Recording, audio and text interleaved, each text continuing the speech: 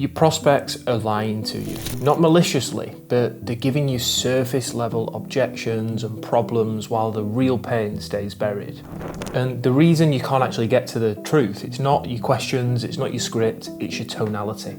So over the next 15 minutes or so, I'll show you how to use tonality in the right way, so you can pull out the real pain, the real problems, the real objections behind what the prospect's been telling you up until now. Because here's what I've learned after closing over 250 million in high ticket sales. It's not about what you say, it's how you say it.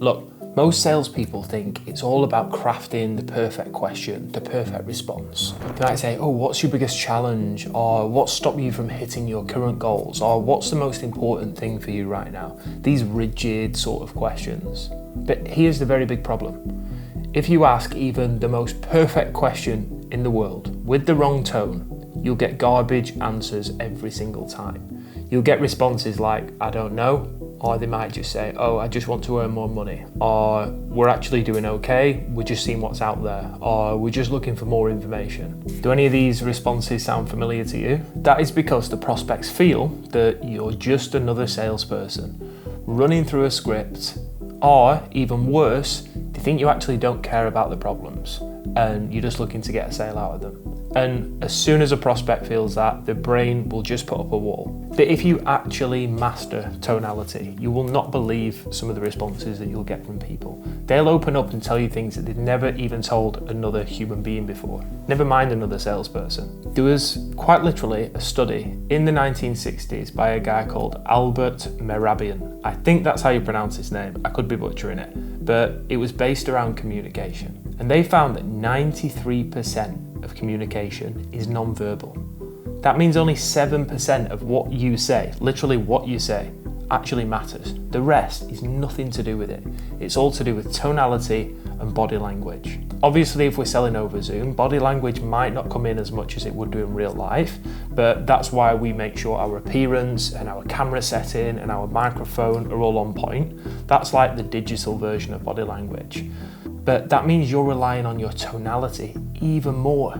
Most salespeople are literally fighting basically with their arm tied behind the back because they're ignoring the 70, 80, even 90% of what really matters when it comes to closing someone, and that's your tonality. So let me break down for you the top 4 tonalities that I train all my top closers in that separates them from every other salesperson out there. Come on. Okay, so tonality 1 is concerned.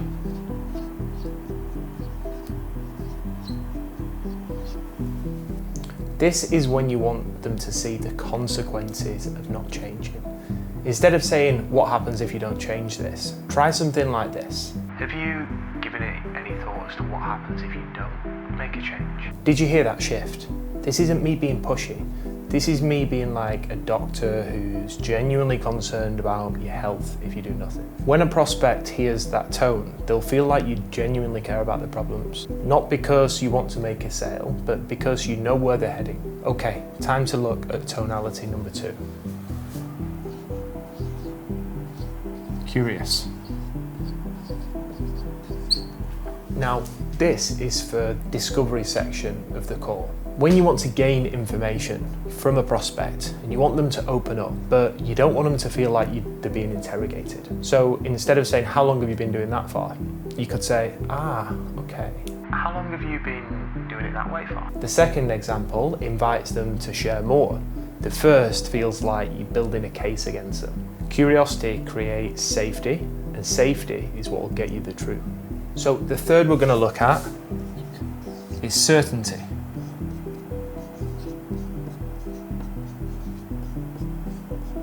This is for transitions, or for the pitch section of the call.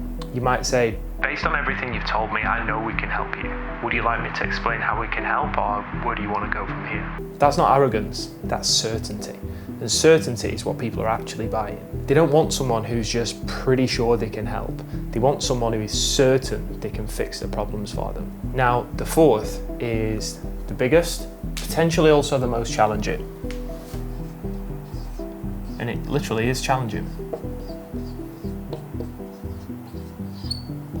Oh wow. And I've just realised the 4 C's. We've invented something live today. Now, we use the challenging tone when we want someone to see what the patterns are and challenge them supportively to break them. Let's say we've got a tricky prospect during the objection handling stage of the call and they say, I always make decisions this way. This is when we would bring this tone into action. Okay, let's use an example. Let's say we're in the objection handling part of the call and a prospect has said to us, I always make decisions this way, I just want time to think about it. This is when we might enact this challenging tone and we might say, okay, well, if you've always made decisions this way, but you aren't where you want to be, would it be fair to say you might need to change how you approach your decision-making process to get to where you need to go? You know, we're not attacking them when it comes to challenging. We're just holding up a mirror to try and help them see where they're going wrong and help them get to where they want to go. Most prospects have never actually had someone challenge them from like a place of their best interest. When you do that and when you do it right, often that's a wake-up call that they've been waiting for. So these are the 4 tonalities. We've invented the 4 C's while we're here on this video, but concerned, curious, certain, and challenging. Now let me show you the technique that gets prospects to tell you something that they've never told another salesperson in their entire life. This is for when you've tried everything. You might have hit every single note on the sales call up until now, and they come to the price and you still get slapped around the face with the, I need to think about it. Here's what most salespeople do wrong. Come on, John, we've been on the phone for an hour now. What do you really need to think about? Guess what? That's just going to trigger the defenses even more. Instead, try something like this. John, can I ask you something? And this is just between you and me. It's off the record. Like, what's really behind you putting more time and distance between where you are right now and getting the life that you actually want? Do you feel that shift? So let me break down here basically what's happened.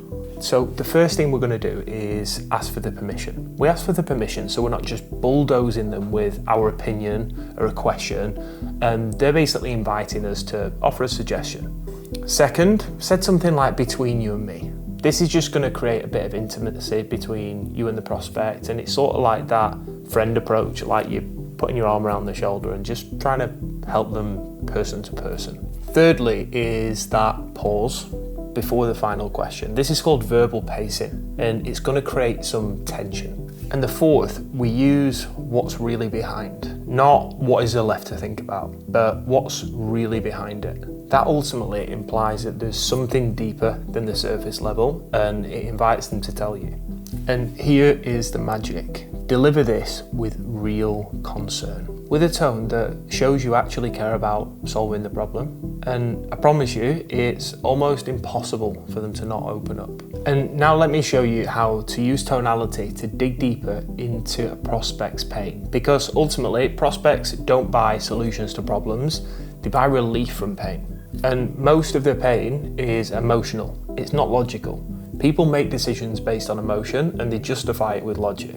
So let's say you're on a sales call and a prospect says to you, we've been struggling to hit our revenue targets. This is what most salespeople would say. Okay, what's been your biggest challenge to hit them so far? That's basically just a logical discovery.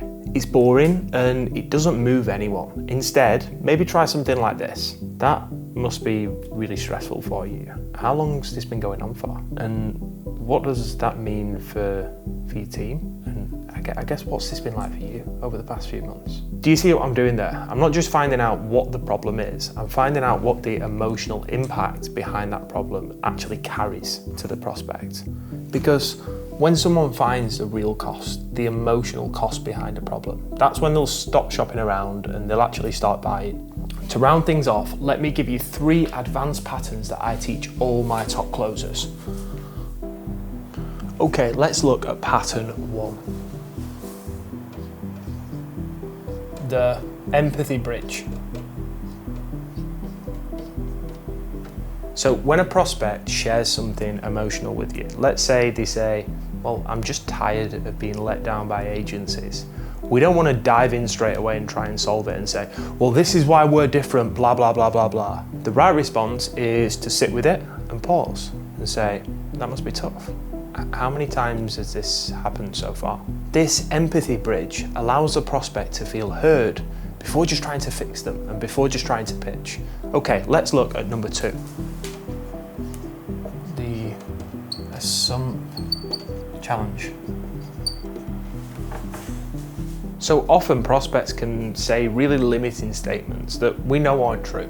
So a prospect might say something like, I've literally tried everything. Instead of jumping to it and saying, I doubt you have, otherwise you'd be exactly where you need to go. That's wrong. That's the wrong sort of challenge. We might want to challenge in a friendly way and say, everything? Really? Tell me everything you've tried so far. This is going to invite them to prove the point, and it's also going to prove that they haven't tried anything in a way that's not going to cause conflict. Now, this is a slightly different one. Number 3 is the future pace anchor. So this is when you want them to slow down and really feel the impact of what you're saying. So let's say we're painting what the solution actually looks like to the prospect, and we might say, imagine, John, in 6 months' time, you've finally fixed this problem. You're back up to earning 20k a month. You can take your family away on that holiday that you've been planning. I guess, how would that change things for you? What's different day to day? Who else would this change things for? This slower pace allows them to actually visualize the outcome. And once they can actually visualize it and see it and feel it, that's when they'll buy it. Now, before we wrap things up, let me show you the 3 biggest mistakes that closers use, that sales reps use, that is ultimately killing their deals. So the first mistake is matching a prospect's energy when they're negative. If they're frustrated, are stressed, or angry, you're just going to become part of the problem. Instead, stay calm and grounded. It's going to be your energy and your tonality that brings them back to center. Mistake number 2 is using the same tonality for every question. I hear salespeople that sound excited about absolutely everything, or curious about everything, or concerned about everything, or challenge prospects on everything. Your tone should match the purpose of your question. Discovery is curious. Pain exploration and sometimes objections is going to be concerned. And your pitch and closing is confident and certain. Now, I've saved the best for last. The third and final mistake, and it's the worst, is when people fake tonalities. Now, what do I mean by this?